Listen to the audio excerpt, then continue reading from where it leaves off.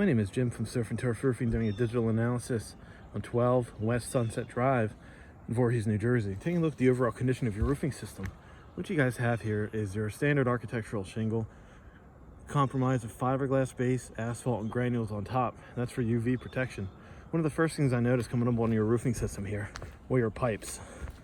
So your pipe boots are typically a 15-year material here, and you can see how the rubber gasket is starting to peel and break away from the PVC pipe there, and then you have a little bit of moss and algae growing out of it. That's indicative of moisture getting in through that pipe boot, getting down through that pipe, and possibly causing damages to your insulation and decking of the roofing system here. That's definitely something that we want to address while taking care of the roof. The next thing that I noticed coming up here was this whole front section of the house. Right over here, you can see all that moss and algae growing. That means the tar paper that you have underneath the shingles is no longer repelling that water.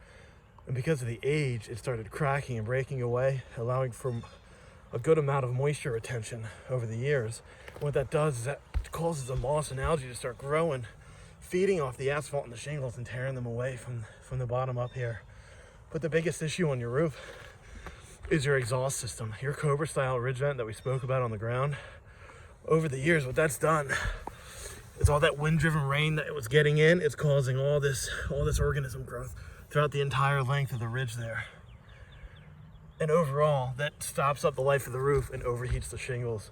So over the lifespan, you start seeing massive degranulation, like you see on your front dormer here. You can see all the fiberglass poking through the shingles there. And then right up at your ridge here, you can see your ridge caps are severely damaged, exposing the ridge vent underneath. And then also over here, over on this side where it looks like you're starting to lose some shingles here. You can see the ridge vent, that gaping hole in your roofing system here. Nothing is keeping water out of this ridge here.